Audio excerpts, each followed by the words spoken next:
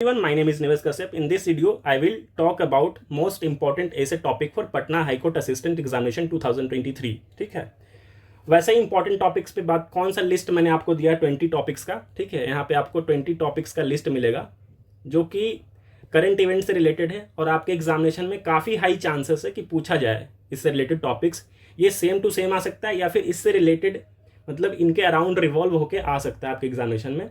और ये वैसे टॉपिक है जो पिछले 1-2 साल में हमारे मतलब न्यूज़ में रहा है या हमारे कंट्री पे उनका इम्पैक्ट काफ़ी रहा है. वैसे टॉपिक को मैंने इसमें इंक्लूड किया है. ठीक है, और अगर आपको इसका लिस्ट चाहिए, पीडीएफ चाहिए, तो आपको डिस्क्रिप्शन में जो है, इसी वीडियो के डिस्क्रिप्शन में आप जाओ, वहाँ पे टेलीग्राम का लिंक मिलेगा. ठीक है, वहाँ पे जाना, वो पब्लिक ग्रुप है, वहाँ ज्वाइन कर लो, फ्री में पीडीएफ आपको मिलेगा. और जो भी यहाँ पे मैं ऐसे प्रैक्टिस करवाऊँगा, ठीक है, वो भी आपको वहाँ पे पीडीएफ फॉर्म में मिल जाएगा अवेलेबल करवाने के बाद, ताकि आप प्रैक्टिस कर सको, खुद से लिख सको. ठीक है, तो डिस्क्रिप्शन में जाना. अगर आपको कुछ पूछना है तो या तो टेलीग्राम पे डायरेक्टली हमसे, वहाँ पे पब्लिक ग्रुप है तो कुछ भी पूछ सकते हो, या फिर इंस्टाग्राम निवेश कश्यप के नाम से हमारा अकाउंट है, वहाँ पे भी कुछ मैसेज करके पूछ सकते हो, या कमेंट बॉक्स में भी पूछ सकते हो. ठीक है, जहाँ पे भी आपको कन्वीनियंट लगे. तो बात करते हैं इंपॉर्टेंट टॉपिक्स पे कौन कौन सा है. तो फर्स्ट मैं आपको बता दूँ कि फर्स्ट जो है सेम सेक्स मैरिज. आपको पता हो, काफ़ी न्यूज़ में रहा है. ठीक है, अभी रिसेंटली सुप्रीम कोर्ट पे इस पर काफ़ी बहस हुई है. ठीक है, कि सेम सेक्स मैरिज होना चाहिए या नहीं होना चाहिए. तो ये काफ़ी इंपॉर्टेंट टॉपिक है और इसका 95% चांस है कि आपके एग्जामिनेशन में आ जाए, क्योंकि देखो इसका इम्पैक्ट जो है ना हमारे सोसाइटी पे, ठीक है, सोशल इम्पैक्ट भी है. ठीक है, इसका एक रिलीजियस इम्पैक्ट भी, रिलीजियस सेंटिमेंट्स को भी ये कहीं ना कहीं मतलब टच कर रहा है. तो इसलिए ये इंपॉर्टेंट टॉपिक हो जाता है. ठीक है, दूसरा जो इंपॉर्टेंट टॉपिक है raising age of women for marriage. ये लास्ट ईयर इस पे मतलब एक बिल लाया गया था जिसमें बात की गई थी कि जो विमेन का मैरिज का एज है अभी क्या है, फिलहाल 18 ईयर्स है.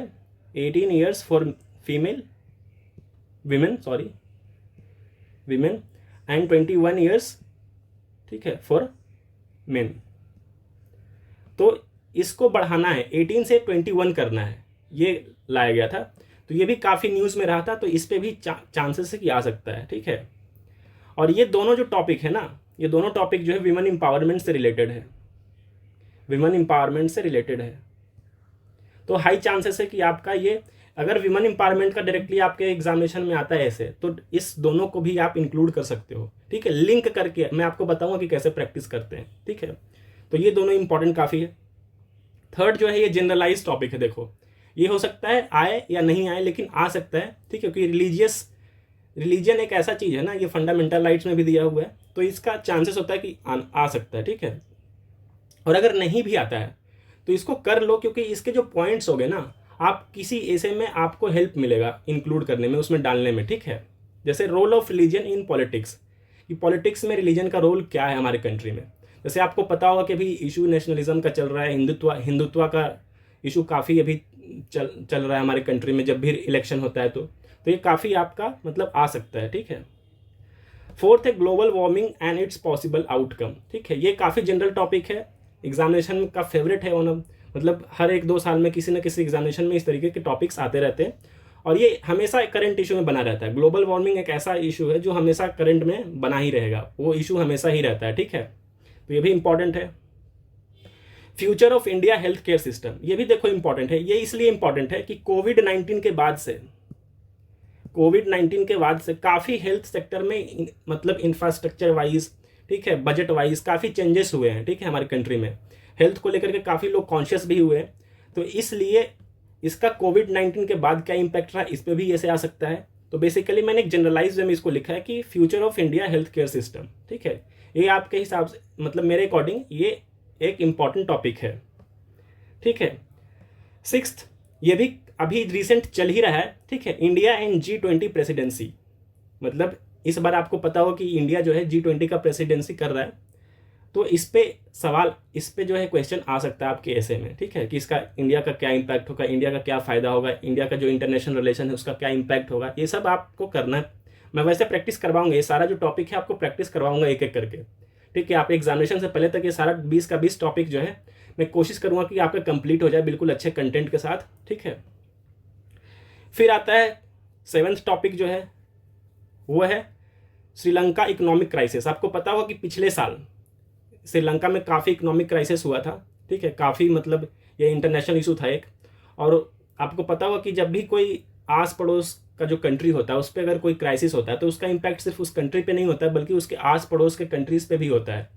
तो श्रीलंका हमारा जो है नेबर है, तो ठीक है, उसका इंडिया का उस पर इंडिया का क्या इम्पैक्ट हुआ, ठीक है। तो ये सब चीज़ जो है आपके इंटरनेशनल रिलेशन में काम आता है। और आप ये टॉपिक अगर नहीं भी आता ना तो इसका जो पॉइंट होगा आप कहीं ना कहीं मतलब आपको फ़ायदा करेगा दूसरे ऐसे में इंक्लूड करने में जहाँ पे भी जियोपॉलिटिक्स की बात होगी तो, ठीक है। तो ये एक चीज़ है।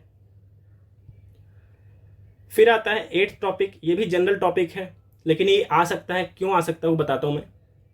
Disaster management in India. अभी रिसेंटली जो है देखो, अभी मेंस का जो आपका क्वेश्चन पेपर होगा ना वो शायद सेट ना हुआ हो, तो ठीक है, बीपर जो आया था अभी, ये जो साइक्लोन आया था हमारे अरेबियन सी में, ठीक है, तो डायरेक्टली उससे नहीं आ सकता है। तो उससे रिलेटेड क्या होता है डिजास्टर मैनेजमेंट, मतलब अगर कोई साइक्लोन है, अर्थक्वेक है, ठीक है, इस तरीके का कोई एक्टिविटी होता है हमारे कंट्री में तो उसको कैसे मैनेज करना है, ये काफ़ी इंपॉर्टेंट टॉपिक होता है। और हर साल आपको देखने को मिलेगा कि कोई ना कोई साइक्लोन आ रहा है, उसकी वजह से कुछ ना कुछ तबाही हो रही है हमारे कंट्री में, तो इसलिए इंपॉर्टेंट हो जाता है। और ये जनरल टॉपिक है बिल्कुल, डिजास्टर मैनेजमेंट इन इंडिया, आपको करके जाना है इसको। नेक्स्ट इंपॉर्टेंट टॉपिक है टूरिज्म सेक्टर इन इंडिया, ठीक है। आपको पता होगा कि अभी जो हमारा कंट्री है इंडिया, ठीक है, काफ़ी टूरिज्म पे फोकस कर रहा है, ठीक है। काफ़ी टेम्पल्स, जैसे भी राम टेम्पल का कंस्ट्रक्शन चल रहा है, ठीक है, बहुत सारे ऐसे ऐसे टेम्पल्स को कंस्ट्रक्ट किया जा रहा है और भी बहुत सारे एक्टिविटीज़ हो रही है जहाँ पे टूरिज्म को बढ़ावा दिया जा रहा है ताकि जो है उससे सोर्स ऑफ रेवेन्यू आ जाए, ठीक है। तो ये इकोनॉमिकल पॉइंट ऑफ व्यू से काफ़ी इंपॉर्टेंट है टूरिज्म सेक्टर, ठीक है, तो इस पर भी आपको करके जाना है। 10th इंपॉर्टेंट टॉपिक है Russia Ukraine war impact on India, ठीक है। रशिया और यूक्रेन का जो वॉर हो रहा है, ऑनगोइंग है, काफ़ी टाइम से चल रहा है, तो इसके पूरे वर्ल्ड पे क्या इम्पैक्ट रहा और स्पेशली इंडिया पे क्या इसका इम्पैक्ट है, ये भी आपको करके जाना है। इसके ऊपर ऐसे अच्छे से करके जाना है। 11th पे आता है यूनिवर्सल सिविल कोड, काफ़ी पॉपुलर टॉपिक है, एग्जामिनेशन में हर कहीं ना कहीं आपको ये टॉपिक देखने को मिलेगा, ठीक है, तो इसको भी करके जाना है, ठीक है। 12th है पॉवर्टी, जनरल टॉपिक है लेकिन आपको हेल्प मिलेगा। पॉवर्टी करके जाओ, एजुकेशन करके जाओ, ठीक है, एम्प्लॉयमेंट के ऊपर करके जाओ, ये सब लिंक टॉपिक है, ठीक है। आप इन सबको करके जाओ तो आपको एक कंटेंट अच्छा मिलेगा, आप किसी भी पॉइंट्स को किसी भी हिस्से में इंक्लूड कर सकते हो लिंक करके, ठीक है। 13 इंपॉर्टेंट टॉपिक है मेक इन इंडिया, आपको पता होगा काफ़ी इंपॉर्टेंट टॉपिक है, स्पेशली इसलिए इंपॉर्टेंट है, देखो मेक इन इंडिया और जो ये टॉपिक नंबर 14 है, दोनों लिंक है। India after 75 years of independence, ठीक है, इंडिया का जो अचीवमेंट है पिछले 75 ईयर्स में उस पर भी ये कैसे आ सकता है, ये काफ़ी इंपॉर्टेंट टॉपिक है क्योंकि अभी हमने अमृत महोत्सव जो है सेलिब्रेट कर रहे हैं, ठीक है, आज़ादी का अमृत महोत्सव 75 ईयर्स जो हो चुका है हमारा, मतलब इंडिपेंडेंस का, उसके बेसिस पे तो इस पर एक प्रोबेबल है कि एक ऐसे बन सकता है, ठीक है, कि हमारा पिछले 75 ईयर्स में किस तरीके से कंट्री का ग्रोथ हुआ है, ठीक है, हम कितने आगे बढ़े हैं, ठीक है, तो इस पर एक ऐसे आ सकता है। नेक्स्ट टॉपिक है 15 एजुकेशन सिस्टम। देखो एजुकेशन सिस्टम एक जनरल टॉपिक है लेकिन जब से नेशनल एजुकेशन पॉलिसी 2020 आया है, ठीक है, ये इंपॉर्टेंट बन जाता है क्योंकि इसमें काफ़ी अमेंडमेंट किया गया था, ठीक है, और उसको जब भी एजुकेशन अगर डायरेक्टली एजुकेशन सिस्टम पे भी आए तो इसका मेंशन करना आपको बहुत ज़रूरी है, इसके अमेंडमेंट्स हो, इसमें क्या क्या प्रोविजंस हुए थे, क्या क्या बदलाव किए गए हमारे एजुकेशन सिस्टम में, इन सब पे आपको तैयार करके जाना है, ठीक है। मतलब ये लिखा हूँ मैं एक ही, लेकिन ये दो अलग है, इसको आप अलग से करके जाओगे और इसको अलग करके जाओगे, ठीक है। जिस तरीके से अगर आता है उसके अकॉर्डिंग आप वहाँ पे लिखोगे, ठीक है। क्वेश्चन नंबर 16 देखो, जेंडर इनइक्वालिटी, कहने का मतलब ये विमेन एम्पावरमेंट से भी रिलेटेड है, ये पॉवर्टी से भी रिलेटेड है, ये एजुकेशन से भी रिलेटेड है, तो ये टॉपिक आपके लिए काफ़ी इंपॉर्टेंट होता है, कवर करता है, ये मैक्सिमम स्फेयर को कवर करता है। नेक्स्ट टॉपिक जो है रोल ऑफ आर्टिफिशियल इंटेलिजेंस, ये काफ़ी बर्निंग टॉपिक है, ठीक है। जैसे आपको पता होगा कि चैट जीपीटी का आपने नाम सुना होगा, ठीक है, आर्टिफिशियल इंटेलिजेंस है वो।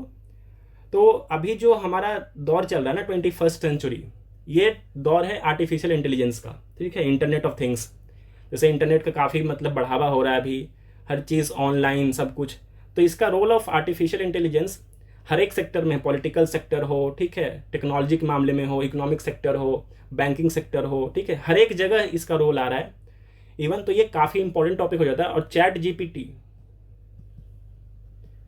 ठीक है, ये एक टूल है, एक आर्टिफिशियल इंटेलिजेंस का टूल है, ठीक है, ये भी काफ़ी न्यूज़ में रहा है, तो इससे रिलेटेड आपको प्रिपेयर करके जाना है। 18 मोस्ट फेवरेट अनएम्प्लॉयमेंट आपको पता होगा, 19 क्रिप्टो करेंसी, ये भी काफ़ी बर्निंग टॉपिक है, ठीक है। क्रिप्टो करेंसी जैसे बिटकॉइन वगैरह के बारे में आपने सुना होगा। तो ये जो इस तरीके का जो करेंसी है, इस पर क्या इम्पैक्ट होता है किसी कंट्री का, ये आना चाहिए नहीं आना चाहिए, इसका मतलब इन एंड आउट आपको करके जाना है। एक मतलब अच्छा से इसका पहले देखो, आपको कंटेंट तैयार करना है, लिखना तो बाद में, पहले आपके पास कंटेंट होना चाहिए कि लिखना क्या है। फॉर्मेटिंग तो आप बाद में भी करोगे, प्रैक्टिस से हो जाएगा वो।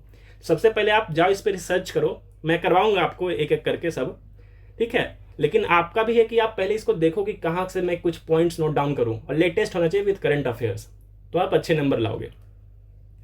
और जो मोस्ट है, जो 20वां टॉपिक है, जो कि ये भी काफ़ी इंपॉर्टेंट है, रिजर्वेशन सिस्टम इन इंडिया, ठीक है। ये भी आ सकता है, ये काफ़ी पुराना है, काफ़ी और कंट्रोवर्सी में भी रहा है, रिजर्वेशन हटाना चाहिए, रिजर्वेशन मिलना चाहिए। अभी रिसेंटली जैसे आपको बता दूं, इसी में एक टॉपिक आया था, जैसे अभी पता होगा EWS का रिजर्वेशन, ठीक है। अभी सुप्रीम कोर्ट में 1 साल पहले इसका जजमेंट आया था कि सही है या गलत, तो उसमें सही दिया गया था कि EWS 10% जो मिला है वो सही है, बिल्कुल सुप्रीम कोर्ट का जजमेंट था। तो ये सब चीज़ आ सकता है, इसको आप लिंक करके करोगे तो बेहतर होगा, ठीक है। तो ये जो था हमारा टॉप 20 ऐसे टॉपिक्स जो आपको प्रिपेयर करने हैं, मस्ट है। इसके अलावा भी आप कर सकते हो, लेकिन सबसे प्रायोरिटी 22 जो है, आपको ये 20 टॉपिक को रखना है। सबसे पहले इस 20 को आप प्रैक्टिस करोगे, इसके कंटेंट को अच्छे से तैयार करोगे, तो मैं इतना तो गारंटी है कि 3 में से किसी एक, तीन ऑप्शन आपके पास होगा ना एग्जाम में, 3 में से एक इसमें से आपको देखने को मिलेगा, ये गारंटी है, ठीक है। क्योंकि इसमें करंट इवेंट से रिलेटेड जो भी टॉपिक्स थे, इसमें मैंने इंक्लूड किया है, ठीक है। तो ये था हमारा most important topics for the essay. और सेम ऐसे आपको हिंदी में भी प्रिपेयर करना है, ऐसा नहीं कि इंग्लिश का अलग आएगा, हिंदी का अलग करना है आपको, ठीक है। बस उसको हिंदी में लिखना है, ठीक है ना। तो इस तरीके से आपको टॉप 20 जो ऐसे टॉपिक्स हैं ये करने हैं। देखो ऐसे लिखने का तो हर चीज़ पे होता है। और अगेन एक चीज़ मैं बता रहा हूँ आपको, ठीक है, एक और चीज़ मैं बता रहा हूँ। जैसे सपोज करो फॉर एग्जाम्पल, जैसे कि एजुकेशन सिस्टम है, जैसे मान के चलो एजुकेशन सिस्टम पे आप कोई ऐसे लिख रहे हो, ठीक है। तो ध्यान रखना कि इसमें हर जरूरी नहीं कि सिर्फ यही टाइटल के साथ ऐसे आ सकता है, हो सकता है इसका विमेन एजुकेशन आ जाए, लिख के विमेन एजुकेशन आ जाए, ठीक है। दूसरे नाम से विमेन एम्पावरमेंट आ सकता है, विमेन एम्पावरमेंट आ सकता है इसी नाम से। तो आपको लिंक करना है, जब भी आप ऐसे पढ़ते हो ना, तो ट्राई टू मतलब उसको डायनेमिक रूप से देखने का मतलब ऐसे करो कि डायनेमिकली आप उसको मतलब समझते हो, ठीक है। इस पॉइंट को और किसी जगह यूज़ कर सकते हैं या नहीं कर सकते, जब पढ़ते हो तो इसको डायनेमिकली सोचा करो, ठीक है। ऐसा नहीं कि इस वाले में जो पॉइंट्स है आप इसमें नहीं डाल सकते हो, ऐसा नहीं है। आपको उस तरीके से सोचना होगा, ठीक है। और वो तभी होगा जब आप कंटेंट आपके पास होगा, ठीक है। आप लिंक करना, उसको लिंक कैसे करते हो समझ जाओगे तो, ठीक है। तो देखो रटने से कुछ नहीं होगा, रट के कितना भी ऐसे चले जाओ आप वहाँ पे भूल जाओगे या फिर कुछ और लिख के आ जाओगे खुद से, ठीक है। सबसे इंपॉर्टेंट है कि कंटेंट आपके पास होना चाहिए, फैक्ट्स आपके पास होना चाहिए, और उस फैक्ट्स को कैसे स्ट्रक्चर करते हैं एक ऐसे के फॉर्म में, वो आपको प्रैक्टिस से आएगा, ठीक है। तो बाकी एक वीडियो और आएगा कल, जिसमें मैं आपको एक ऐसे प्रैक्टिस करवाऊंगा, ठीक है। या रात में ही मैं डाल दूंगा, कोशिश करूंगा आज ही, ठीक है। मैं कोशिश करके डाल दूँ उस वीडियो को। लेकिन ये सबसे काफ़ी स्टूडेंट पूछ रहे थे कि इंपॉर्टेंट टॉपिक्स बताओ, तो ये 20 इंपॉर्टेंट टॉपिक्स है। इसके अलावा भी अगर इतना आप कर लेते हो तो इसके अलावा भी बाकी आप कर सकते हो, नो डाउट। प्रैक्टिस का कोई लिमिट नहीं होता, जितना करोगे उतना फ़ायदा होगा आपको। लेकिन ये 20 जो है सबसे इंपॉर्टेंट टॉपिक है, इसको आप करके जाओ। और अगेन टेलीग्राम का चैनल आपको डिस्क्रिप्शन में मिल जाएगा, वहाँ पे ज्वाइन कर सकते हो। इंस्टाग्राम पे मैसेज कर सकते हो अगर कुछ पूछना हो पर्सनल लेवल पे कि किस तरीके से प्रिपरेशन करे, या प्रेसी राइटिंग में कोई दिक्कत है, ग्रामर को कैसे कवर करें, सारे पे वीडियो बनाऊंगा मैं धीरे धीरे। लेकिन फिलहाल ये सबसे इंपॉर्टेंट था, सबसे मेजर सेगमेंट है आपके पेपर का, तो इसलिए सबसे इंपॉर्टेंट वीडियो है। बाकी इतना ही, thank you and have a nice day.